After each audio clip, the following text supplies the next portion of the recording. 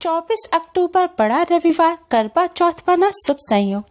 चंद्रमा को जल देने वाले करवे में डाल दे यह एक चीज, होगी सुख सौभाग्य में वृद्धि।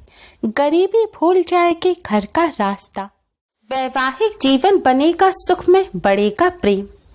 ओम गणेशी महागणेशाय नमः। राधे राधे दोस्तों, कैसे हैं आप सब। दोस्तों, सुहागन महिलाओं के लिए करवा चौथ का व्रत बहुत मायने रखता है। करवा चौथ का व्रत कार्तिक मास की कृष्ण पक्ष की चतुर्थी तिथि को रखा जाता है। इस दिन महिलाएं पूरे दिन निर्जला व्रत करती हैं और शाम को पूजन कर चंद्रमा को अर्घ्य देने के बाद पति के हाथ से पानी पीकर व्रत को खोलती हैं। करवा चौथ पर भगवान शिव, मां पार्वती और भगवान श्री गणेश का पूजन किया जाता है। मां पार्वती को ही चौथ माता कहा जाता है और रात्रि में चंद्रदेव का विशेष रूप से पूजन किया जाता है। सुहागन स्त्रियां अपने अखंड सौभाग्यवती होने की कामना से यह व्रत करती हैं।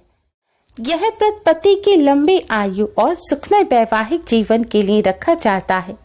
कुंवारी कन्याएं मनोवांछित और सुयोग्य वर की प्राप्ति के लिए इस व्रत को रखती हैं। दोस्तों, इस बार करवा चौथ का व्रत 24 अक्टूबर दिन रविवार को रखा जाएगा।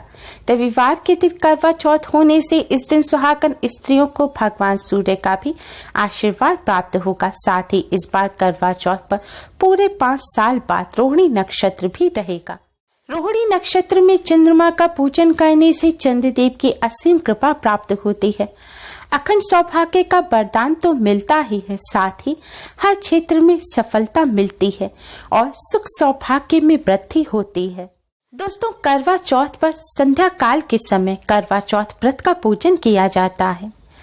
संध्या काल पूजन के समय भगवान शिव, मां पार्वती और भगवान श्री गणेश का पूजन किया जाता है और करवा चौथ के व्रत को सुना जाता है। इस बार करवा चौथ संध्या काल पूजन का शुभ मुहूर्त है 24 अक्टूबर की शाम 6:55 से रात 8:51 तक। करवा चौथ का व्रत चंद्रदेव का दर्शन कर चंद्रदेव को जल चढ़ाने के बाद ही पूर्ण होता है। इस बार चंद्रोदय का समय है रात 8:11 पर। दोस्तों, करवा चौथ पर चंद्रदेव के पूजन का विशेष महत्व है। चंद्रदेव के पूजन के बिना, चंद्रदेव के आशीर्वाद के बिना करवा चौथ व्रत और पूजन का पूर्ण फल प्राप्त नहीं होता। चंद्रमा सौभाग्य के कारक देव। महिलाएं चंद्र उदय होने का देर रात्रि तक इंतजार करती हैं। कई बार बादलों की ओट में चांद छिप जाता है, जिस वजह से महिलाओं को काफी देर रात हो जाती है और वह व्रत का पारण नहीं कर पाती।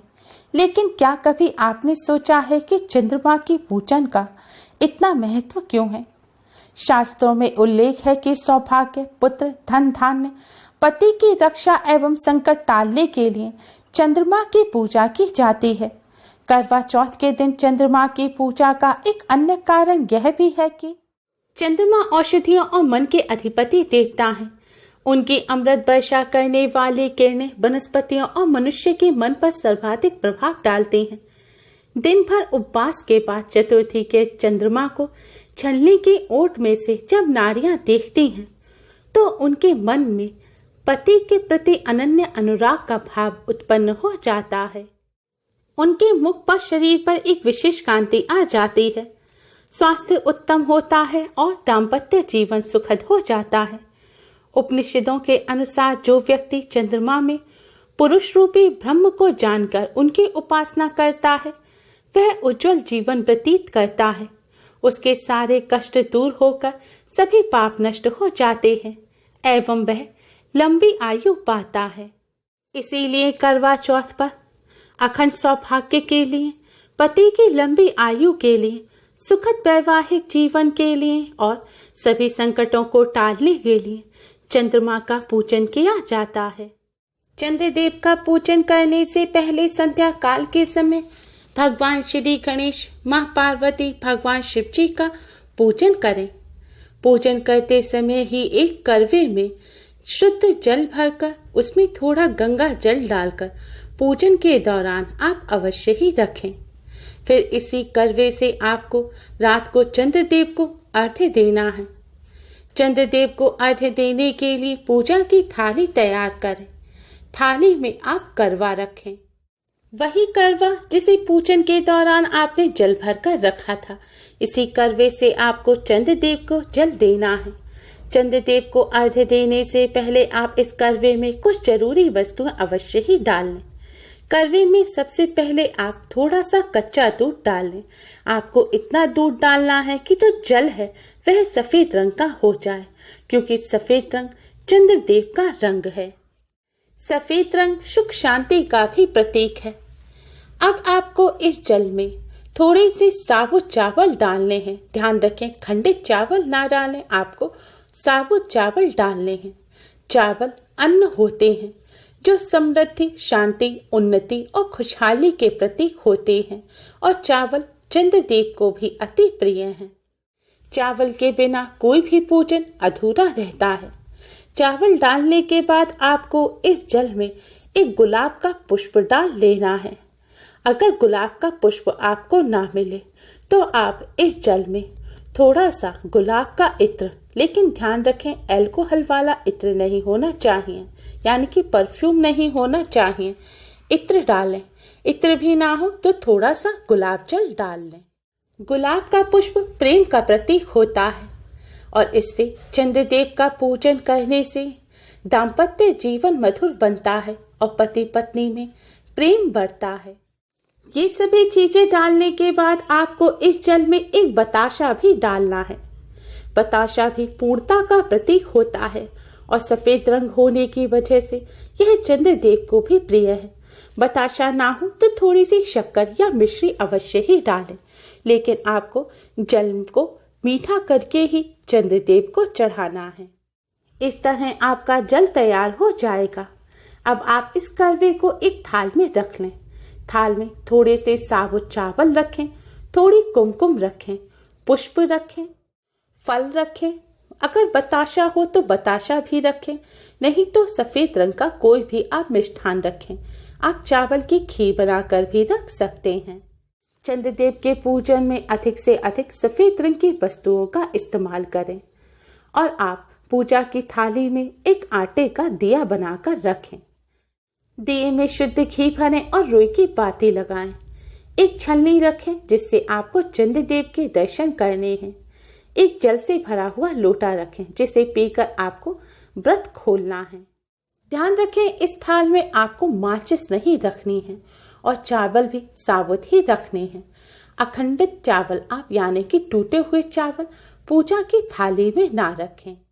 रात को चंद्रदेव उदय होने के बाद आप चंद्रदेव को अर्घ्य दें। अर्घ्य देने के लिए आपके हाथों से जितना दूर आप करवा पकड़ सकें उतना दूर पकड़ें, जिससे जल की छींटें आपके पैर पर ना पड़ें। ऐसा होना शुभ नहीं माना जाता। अब आप इस जल से चंद्रदेव को अर्घ्य दें। चंद्रदेव को अर्घ्य देने के पश्चात करवे में जो भी चावल या फूल कुछ भी बचा हो तो उससे आप अपने हाथ से निकालकर जल के स्थान पर डाल दें।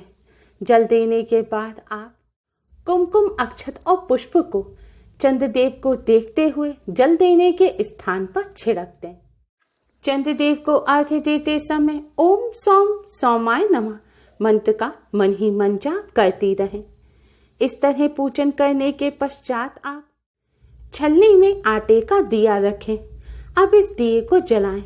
दिया जलाकर आप इस छलनी में से पहले चंद्रदेव के दर्शन करें, फिर आप अपने पति के दर्शन करें, फिर पति के पैर छूकर उनसे आशीर्वाद लें। इसके बाद ही पति के हाथों जल ग्रहण कर व्रत को खोलें। व्रत खोलते समय पति के हाथ से ही कुछ मिष्ठान भी अवश्य ही खाएं। अधिकतर कई महिलाएं ऐसा करती हैं कि छलनी में जो दिया होता है उसे सिर से पीछे की तरफ फेंक देती हैं। ऐसा भूलकर भी नहीं करना चाहिए, यह बहुत बड़ा अपशकुन होता है। आप इस दिए को जल देने के स्थान पर ही रख दें। अगर हवा से दिया बुझ भी जाए तो इससे कोई अपशकुन नहीं होता। चंद्रदेव का पूजन करने के पश्चात आप हाथ जोड़कर चंद्रदेव को प्रणाम करें और मन ही मन अपनी मनोकामना चंद्रदेव के सामने रखें। अपने पति की लंबी आयु के लिए, वैवाहिक जीवन को सुखमय बनाने के लिए, घर की सुख समृद्धि के लिए, पति की सफलता के लिए कामना करें। और अगर आप पति पत्नी में किसी भी प्रकार का कोई कलह रहता है, कोई अनबन रहती है, तो उसे भी दूर करने की चंद्रदेव से प्रार्थना करें। शास्त्रों में उल्लेख है, इस तरह चंद्रदेव की पूजा करने से अखंड सौभाग्य, पुत्र, धन धान्य का वरदान मिलता है, पति की रक्षा होती है और जीवन में आ रही सभी बाधाएं और संकट टल जाते हैं। उम्मीद है आपको हमारी ये वीडियो पसंद आई होगी। प्लीज लाइक करें, हमारे इस वीडियो को अपने फ्रेंड्स और रिश्तेदारों में ज़्यादा से ज़्यादा शेयर करें, जिससे वह भी इसका लाभ उठा सकें। हमारी और भी वीडियोस के लिए हमारे चैनल को सब्सक्राइब करना ना भूलें। Thanks for watching. Radhe Radhe.